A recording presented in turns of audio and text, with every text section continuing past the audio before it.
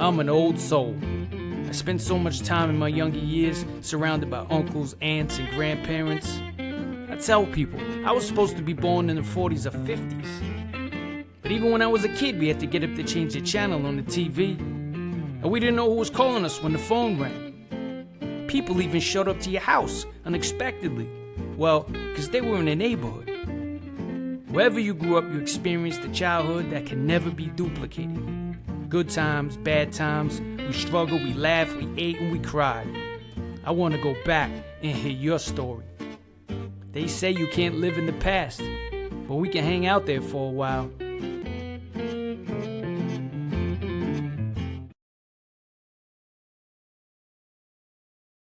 Well, welcome to the show today. I'm excited. I have my man Steve Loff in the building, writer, been in the entertainment business for a long time. Incredible project that's out now, The Featherweight, about legendary boxer Willie Pep. And, you know, we'll get into that a little bit, but I got to go back, man. This show's about taking it back. You're a Brooklyn guy. What was life growing up in Brooklyn? 10 years old, Steve Loff. What was going on? Yeah, I played, we met through cards, Joey, and I played a lot of ball growing up. My mom had 7 kids, and I was one of the older kids. I was the second oldest. So my way of helping her out was just getting out of the house. We lived in an apartment building. We had we had a double apartment. We had a 1-bedroom apartment and a 2-bedroom. And my stepdad moved in when I was about 8. They knocked down the wall. So we had this 3 apartments combined, 7 kids. Right? So I'd get out first thing in the morning. She'd kick us out. I lived in the schoolyard. I lived in the park. It's not like now, right? Like my mom didn't know where I was all day until like dinner time when I'd come back when I was hungry. Even lunch, I'd find a way to hustle for $1 or $2, run some errands, get a slice of pizza, which was probably under $1 then, right? Grab a bag of chips, grab a quart of water, and that was lunch. I didn't want to go home. I knew if I go home, something like maybe she'd have something for me to do, or I'd be getting in her hair, whatever it is. But we were out playing ball, running around. You know how it was. It was just kids kind of raising kids, older kids kind of raising little kids and vice versa. But it was good times, man. We learned a lot. We learned a lot about, how to deal with others and just get along on our own and not have someone hovering over us or holding our hand the whole way through. I think that's why we're such innovators, our generation. We're trendsetters. We had no choice. I think my daughter, she's 10, she hears me talking sometimes and, to a friend about stories and same thing you're saying. And she's like, Dad, you were out on your own at my age? I'm like, well, it was a different time. My mother threw a key around my neck and said, hey, I'm going to start working late. You got to come home after school and get changed. I was alone for 2 hours at, 9, 10 years old. Yeah. I can't even think my daughter having her own key right now. So the time was different. Like you said, we grew up in an era where, the lights turned on, the street lights, and you came home. You were on your bike all day. Like you said, come home for lunch. Why am I going to come home for lunch? My mother might send me to the store. Right. You know what I mean? I grew up in an apartment too. So it was just me and my mom. Totally different story in terms of how many people, but the same thing where friends didn't want to go to my mom's house because she would be like, oh, Joe's not here. Here, go to the store, get me cigarettes and milk. And they were like, your mom. And my mom was just like, hey, my mom didn't have a car. We took the cab to Yankee games. We rode the bus. So it was such a different time. And, but we had to fend for ourselves, right? I mean, yeah, absolutely. And similar in some ways, some of the things you said, like my mom sending us to the store, and inevitably we'd get the shit wrong, right? She'd be back. She sent us on full grocery runs again for a family of 9, right? Oh, shit. So my brother and my sister, and we'd get stuff wrong. Then she'd make us as a lesson go back so we wouldn't get it wrong the next time. And then using coupons, it was I was embarrassed as a kid. I was like, I don't want to use these things. Just give me all these cutouts, and I got to negotiate that at the register, right? So it was terrible, but you learn as a kid. One thing I'll say though, because there were so many of us, most people don't even believe this when I say it. When I was in kindergarten, I'm 5 years old, right? I'm in kindergarten. The bus was around the corner. We lived on 73rd. The bus was at the outside the dry cleaners on the corner of 72nd and Fort Hamilton Parkway. So it's one street you had to cross, a side street, 72nd, not an avenue, just a side street. But she'd send me out, 5 years old, on my own. Kindergarten, I'd get on my own bus. No parent bringing me there. There were other What?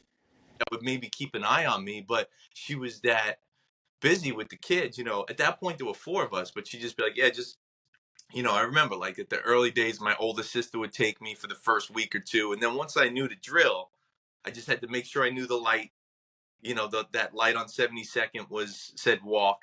And I'd walk that street, 5 years old, bro. Imagine that. Yo. No, your parents would go to jail now. Realistically. I mean, mother sent me to the store to cigarette. She would make me go to like this bar where they had the cigarette machine. You remember that? And you put money and you pull the thing and the cigarettes. It's like, and I'm not knocking her. It was just the way life was. She needed what she needed and there was no one around but me. And it's like, I'm thinking the same way. Your mom needed you. I mean, there's so many kids. Somebody had to go do it. Who's going to do it? You're going to go today, so. Absolutely. And you could go into a shop. Some of the errands I ran, so I lived in an apartment building. So the hustle for money, I'd get the old ladies their cigarettes and their ginger ale, whatever the hell they wanted. But we were able to go in 6 years old, 7 years old and buy cigarettes. No one asked any questions. Even Nope. Lucy, I'd grab, two Lucy's and I'd bring them to, the woman down the street. No one asked any questions. Yeah, that's Well, also was the neighborhood was protected. I mean, even where I lived, you knew the guy, the butcher, you knew the deli guy, and if my mother would maybe make a call down and said, "Oh, go to the butcher. You don't need money," and I was always like, "How do I don't need money?" But she probably had a tab where Friday she got paid and she paid them, and everybody worked together back then. You know what I'm saying? We didn't. Even though there was things going on, it was like a protection of the neighborhood, and everyone went and supported. There was no targets, there was none of that. You supported the small businesses, the delis, even the barbershops, where she would make a thing. No, don't go to that store, go to this store. Cause maybe like she felt more comfortable with the owners there. It was just a neighborhood that you can't, I try to explain it to my daughter and, we live in the suburbs in North Carolina. I mean, it's like, I can't explain anything to you about that. But when we went to New York, I drove around the neighborhood and she's like, wow, Dad, this is busy. Did you? And I was like, no, we didn't even, Mama didn't drive. Everything was walking distance. If I had to get on the bus, I get on the bus. And if I needed to go to Manhattan, I get the bus to the train and I go to, everything was just accessible. And you talk about the neighborhood, it's the old adage. It was, exemplified. Like it takes a village. You're so right. The neighborhood kind of looked out for the kids. My mom didn't worry as much because on every street we knew someone and they were going to look out for us, and it's funny. I think about this sometimes. I'm like, my parents split when I was young. I was 8, right? But so my dad wasn't around a whole lot. And then my mom too. I almost feel like she was always there, but in a way she was absent because we were just out on our own. I don't remember my mom by my side for all these different things in life. And I know you were only kid, maybe it was a little different, but in some ways I was like, she was an absent parent in some ways. She'd kill me for saying that. And I'm like, that has a negative connotation these days, but when I think about it, it was such a benefit to me. Again, back to what I said earlier, just we figured out how to make it on our own, how to do things on our own, use our imagination, use our resourcefulness, use our survival skills to figure out how to get along in life and eventually get ahead. And, a lot of what I do now, I'm kind of self-taught, and it was really just about the hustle and the grind and, surviving within my industry because I knew how to, survive as a kid at a very early age and just get shit done for myself. So true. I mean, my mom worked.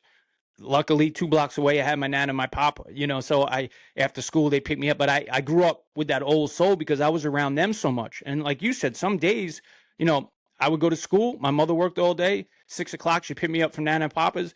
I already ate there. So when I'm home, I had an hour, we hung. And then, so the time, I didn't have that much time. My mom was a protector, obviously, because it was just me and her. And I was a protector of her. But she was busy she had to make money. So it was like, it was no way, oh, she could be a housewife. No, she didn't have the option. My mom, dad got divorced 5 years old. So from the time I could really remember, it was just me and her. So I understand that. And it's like, I look now, my daughter has, my wife, she has her own little business, but we're always around. I wasn't around, like you said, fending for yourself. I didn't have the option to ask my mom, how can I do this, or can I just did it or figured out how to do it, you Yeah, know. times and many times taken as a negative, but I guess what we're saying is in a lot of ways it was a positive for us, and it kind of formed who we are, and it was a big part of our generation.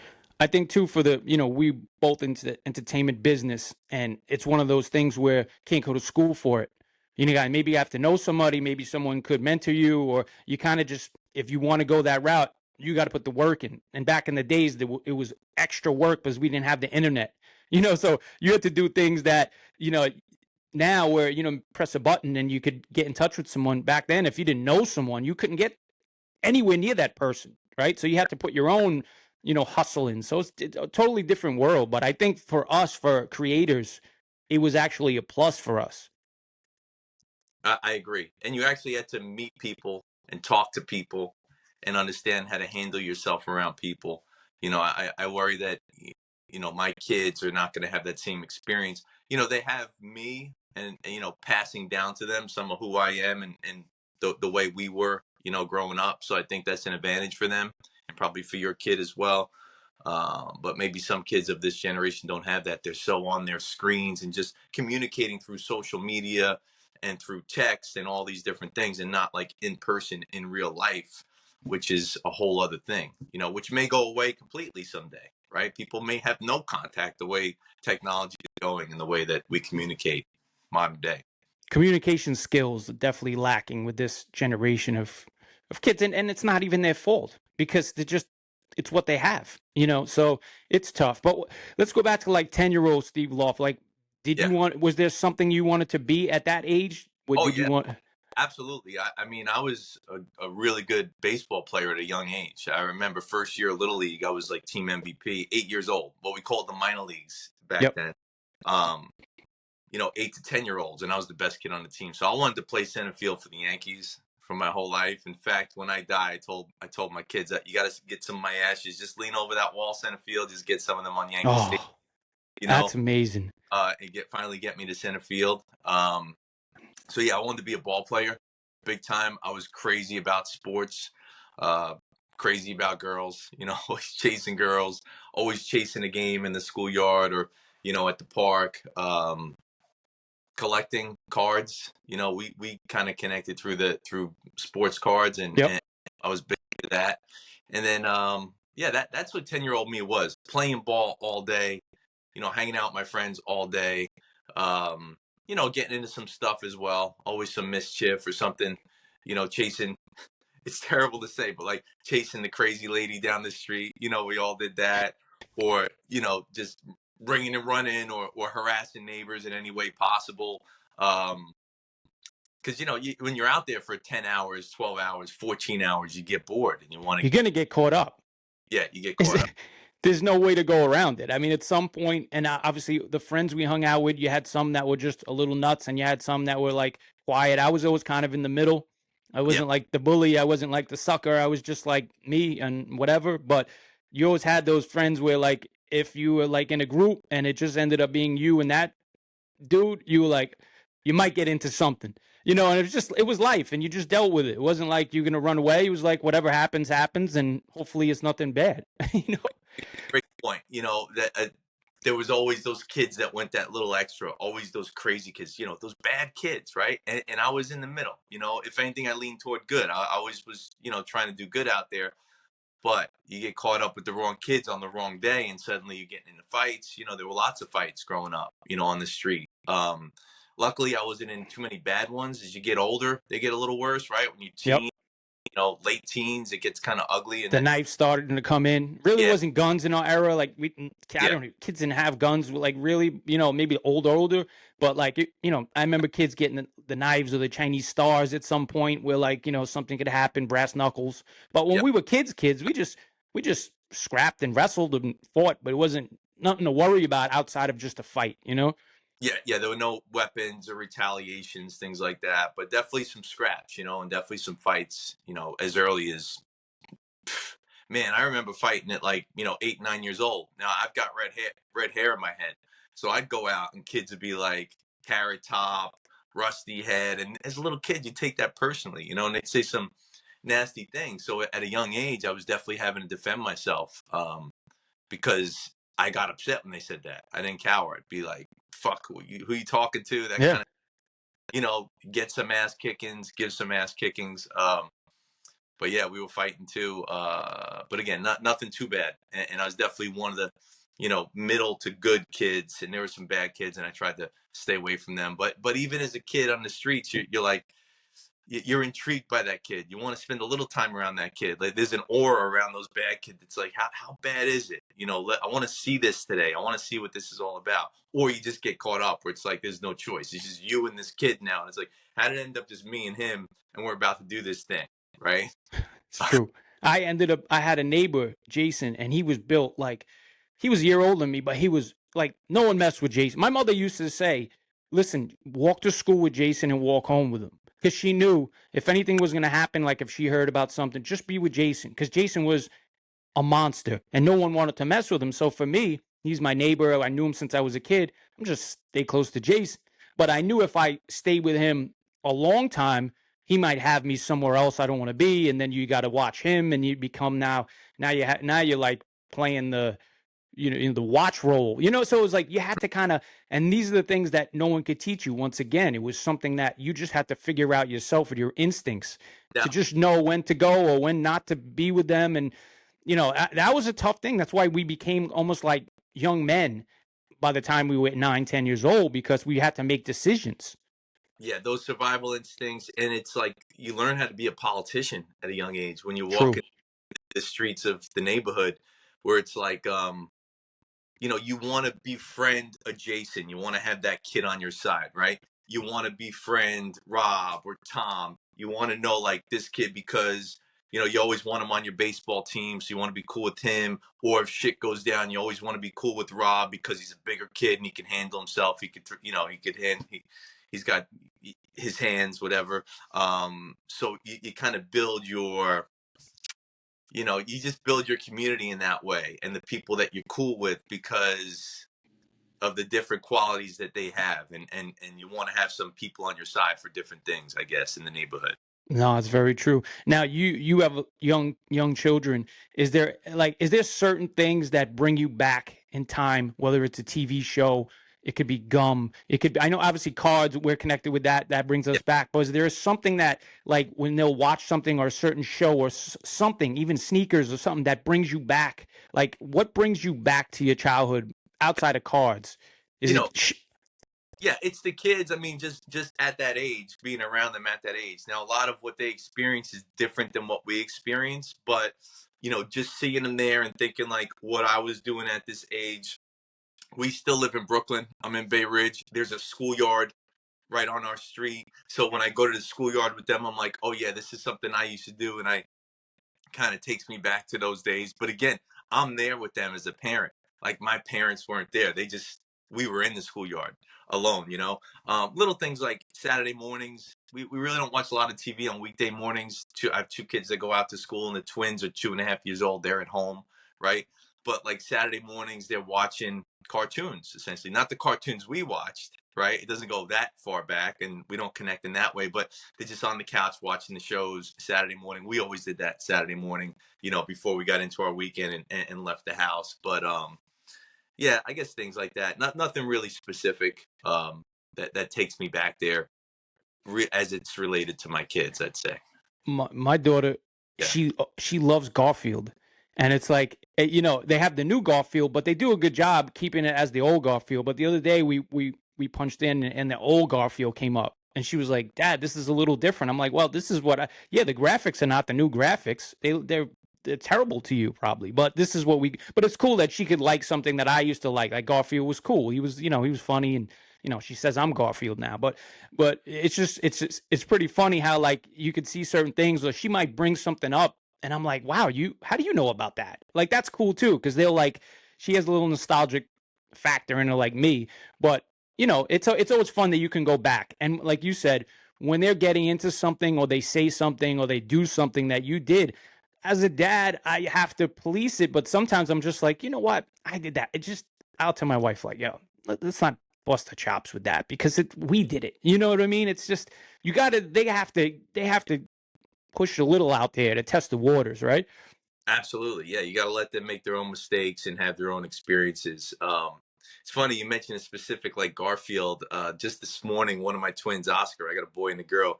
He's like wanting to watch. I'm like, I'm gonna put on a show for him. He's like, I want to watch. He's like, Alien, Alien, Alien. I'm like, what alien shows does 2.5-year-old want to watch? And which me and my father-in-law is in town for the holidays, trying to figure it out.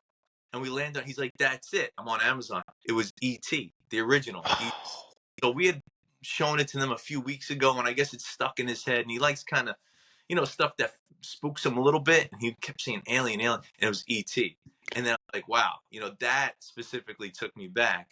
And then I connected to the cards. So I got a bunch of ET cards. And I'm like, Oscar, I'll show you my ET cards later. But he's totally into like watching ET, the original movie from 1982, that we grew up on. That was so big in our lives. How cool is that? See, that's exactly the point, like that where you can go back in time and it's certain things are timeless, Yeah. so that's the whole other side about it. What were like holidays in your childhood at the house? Like, did you have people over a lot, or did you go to family members? Like, Yeah, my mom, she wasn't, because there was so much chaos at the house. She wasn't big on entertaining, but she always took us to like grandma's house or her sister's house because they had less kids, and she just thought, oh, they can handle it. I can't handle having more people in this place, right? But yeah, always around family, around the holidays. Even now, my sister, one of my mom's 7 kids, she's got a nice place in Jersey. She has us all out there. We just had our family holiday party last week. So family's important, still close with all my siblings. Growing up, the holidays were, a time for family like they are for most of us. dope. Is there an age that you would travel back to? If you could travel back to one age or even time frame, it doesn't have to be exact age, but where would you go back? What era of your childhood? I turned 50 this year in 19, Same. yeah, in 2024. And I don't know that I'd go back. I like it. I like where I'm at. I like what I've built in my life. Would I do some things differently? Sure. But if I were going back, I'd probably go back to freshman year of college. I'd probably go back to high school's done. I'm a young man, and it goes back to baseball. I went to I had a shot to go to some D1 schools. Didn't happen. I went to a good junior college program. Hit 350. I was our number 2 pitcher. Had D1 schools coming. There were even pro scouts for a lot of us. Pro scouts coming to the games. And what I did was I leaned into like the party side of it with the baseball team. So if I could go back, I'd say, yo, stay on the straight and narrow, stay in the batting cage, stay with the pitching coach, stay on the books, and get to that D1 school. Just keep playing ball. I wish I would played 4 years of college ball and see where that took me, and stayed serious with baseball. Instead, I started drinking. I started smoking. Look, I didn't get drunk. I wasn't that kid in high school that got drunk. I didn't get drunk for the first time until that freshman year of college with the baseball team. And then it was the whole semester just drinking and smoking and playing ball and traveling around the region and had a great fucking time.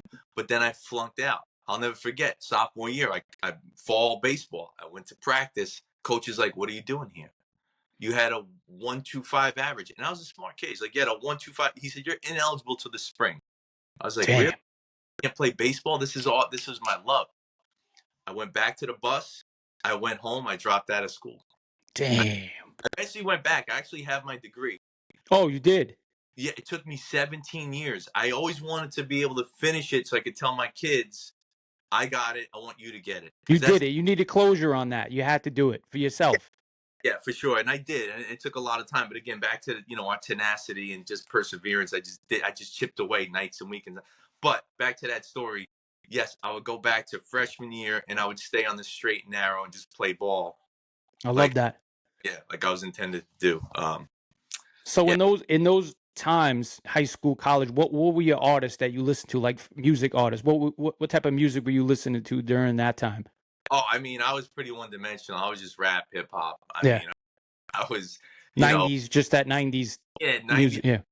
On like KRS-One, I'll never forget. Like the other place I would have went was probably summer '87 when I was 13, and like Criminal Minded and KRS-One, and I just had to Man. into my own at 13, in '87. But yeah, so KRS, Cool G, rap, Big Daddy Kane, Special Ed, Biz Markie, all those guys, and then into the new era of like Wu-Tang Clan and Biggie, and then on to Jay-Z and all that. I was one-dimensional, dude. I didn't listen to classic rock. I mean, I heard some of it in my peripheral, and I was like, "Oh, that's cool. That's cool." Now, as an adult, I listen to everything. I listen to jazz. I listen to classic rock. Today, I had on my Grateful Dead Pandora station. Yesterday, I had on my Little Baby Pandora station. So I go both ways, depending on what I need. But yeah, I was all rap, hip hop, kind of That's like. dope. Me and you kind of have the same parallel paths with certain things, and yeah, that's how I was. I had close friends, a lot of Italian kids. They were like, into more of like my neighborhood friends. They were like more into like, some techno stuff or like, heavy metal and stuff like that. And, I'm sitting there, during the wildest times in the late 80s listening to Public Enemy, Yeah, and they're like, looking at me like, what are you listening to? And I'm like, I don't know. I just grew into hip hop. It was just once LL and Run DMC, during those late 80s, I was just same way, same exact way. I mean, I always loved Frank Sinatra, Billy Joel, and those because my mom played those all the time. Like Billy Joel was always one of my favorite artists. But I never got into certain music, honestly, until I was older. And it's yeah. funny because like my cousins will go like, "You don't know that? Like, how do you not know Green Day songs?" And I'm like, I don't know. I know them now a little bit, but I never listened to certain things back then. I was so stuck on hip hop that Yeah. like you couldn't move me off of that line, So I could relate totally to that. And it's funny you mentioned Public Enemy. Me and my brother were big, rap fans. Public Enemy, NWA. We'd play that stuff. And my stepdad, he was a customs agent. He would come into our room and he would turn the shit off and take the tapes because it was just too aggressive. Too He aggressive, yeah. house. And And people don't understand what time frame that was. It was a wild time in New York City, in terms of, racial tension and different things that we, people don't understand what we went through in that time. So it was a lot of stuff going on, and we had old school people, had old school uncles that were like, "What are you listening to? You can't listen to," and you like, it was just the way they were raised and it was different. So I don't think that the younger generation understands that as much. yeah, for sure. And you and I were probably like, you had to hide your hip hop taste a little bit, even among some of your friends. It was like, why you listen to that shit? Yeah. Yeah. Parents especially. It was almost like the early days of rock and roll. Parents were opposed to like this rock and roll the kids were listening to. It was like that with rap, and we were there at the beginning. But yeah, that's what I was listening to back then. Dope. So how did how did Steve Loff get into the entertainment business? Like, where did that first start? Yeah. So, I told you I left school because I couldn't play baseball anymore. So a few years later, I got married young. We had a couple of kids. My wife already had her degree from NYU. She was she still is a smart woman. My ex-wife, my first wife. I'm married for the second time. But she's like, look, you're a smart dude, man. What do you want to do with your life? You got to get back to school nights and weekends. What do you want to do? And I'm like, well, if I could do anything, since I can't play ball, I want to work in the movie industry. I want to write. I want to produce. I want to direct. I just had this thing in me, right? I wanted to be an artist, a creator. And so I did. I finished my associates at Kingsborough Community College in Brooklyn. I joined the Brooklyn College Film Production Program. And that was, many years ago, probably late 90s. I finished that program. And I left that program too. It took me more years to finish my degree, but I was in the film program. I did a year, and then I started working in the business like 98. So what is that? 25 plus years. Yeah. And just learning everything, working as a PA, working as a driver, working as a grip, as an electrician, just learning that trade, and always writing, always producing little stuff on the side until, eventually started doing more of that work, writing and producing, and, culminating that the Featherweight is my, my creative breakthrough. And now I'm able to have conversations that, I wasn't having for the last, 25 years, where it's like, what do you want to do next? What are we going to do next? What are we doing next?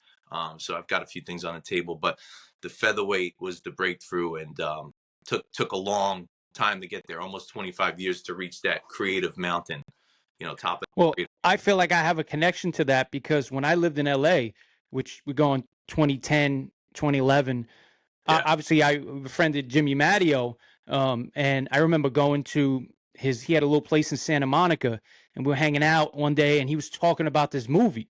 Yeah. And I'm like, yeah, well, that's amazing. You really, he's like, yeah, man, we're going to take off. It's going to be amazing. And I started doing my little research and looking at Willie Pep, and I'm like, wow, he's going to kill it. He has that look. And I'm like, he's going to kill. But we're talking, this is 14 years ago. Yeah. To see it now, like where it makes me feel proud. I didn't know you back then, but Yeah. it's just I still have that connection where I saw it from the ground. And you hear so many stories about this is going to come out, and then there's times you may think it may never come out, and then to see it come out into this level, I mean, I'm proud myself, and it's really cool that we all are in a little circle together where we met and we clicked on some whole other side of it through cards. But it's just great to see. I'm happy and I'm proud of you guys for getting this thing where it needed to be. Yeah, no, I appreciate that. I think we'll be streaming in April, and it did take 11 and I mean, COVID hit us too, but from concept in 2008, it took 11 and a half years to roll cameras. We rolled cameras in whatever it was, November of 21, and then no, 13 and a half, and then 15 and a half to our world premiere at the Venice Film Festival in 2023. Now, if someone told me, look, 15 years to premiere Venice, which is a filmmaker's dream come true, would I have signed up for that? Maybe not. Maybe I would have been like, you're crazy. I'm not going to commit 15 years to this thing, but that's how it worked out. Me and Matteo were like best of friends. We talk almost every day. And we just stayed on it. Just like Willie always wrote when he signed, he said, keep punching. Me and Jim took that to heart. We just kept punching. And then eventually we broke through, found the right creatives to work with us and the right producers. And we were able to finally get it done. It took a long time, though. So dope. Well, I mean, that's a testament to you guys. And that's just the way the business is. And people that don't know, people have projects. I mean, it's the same thing with music. Somebody might have a track that 20 people passed on, and then one person takes it and it becomes a Grammy award winning song. So it's just, it's almost like sport. I always relate everything to sports. And sometimes you just need the right coach, or you need the right GM, or you need the right pieces, and it all fits. But if you don't have that, it just doesn't work. It's like the Jets. It just doesn't work. It's just not that the talent's not there. It just doesn't work, and sometimes you have to regroup and get the right people in. But I love hearing stuff like that, man. It's so great. Yeah, absolutely. And we always felt like if we get it done, it's really going to make a difference for us, as individuals and, in the industry, but also for Willie Pep's legacy. And we always believed in the material and the fact that Matteo was born to play Willie Pep. But when you see the movie, it'll be like just incredible performance. And that's kind of why we stayed with it all those years. And we got it done. So thank God. I love that. All right. So I got something for you. 3 dinner guests. 3 dinner guests. Yeah, that's a good one. It's tough. That's tough. I probably have to go with someone from the sports world, someone from the film world. Can they be dead or alive? Dead or alive. Martin Luther King. I'm going to go there. I'm going to put him at my table. I'm going to put George Steinbrenner there. Love that. Wow. It's great. And then, you could go back to the beginning of time on this, right? Yeah, sure. I mean, I'll probably keep a little bit more contemporary, but I'd probably go an early president, maybe like an Abe Lincoln. Now, that's a table. I mean, you got Martin Luther King, Abraham Lincoln, and George Steinbrenner. Can you imagine Steinbrenner with them? Like, what he's, I can picture it right now in my head, almost like a movie. What those conversations are going to look like, but those are just three gentlemen that popped into my head. Maybe I'd put FDR, just a little bit more contemporary in that presidency, but one of those two, a Lincoln or an FDR. Great. Martin Luther King and Steinbrenner. Wow. I love that. That might be one of the best ones I've heard. All right, last thing we're going to do is call one word. So I'm going to say something and you just say one word regarding what I say. You ready? Sure. All right, Brooklyn. Tough. LA. Fun. Wu-Tang Clan. Greatest. Yankees. Love. Mets. Decent. Your wife. My rock. Steve Loff. Still going. I know it's 2 words, but I love it. Still going. That's your album if you come out with an album. Yeah, still going. Still going. Nah, I love it, man. We appreciate you. This was great. I'm happy to get, go back in time and love to have you on again. And I'll see you in the card world. We'll be talking as well.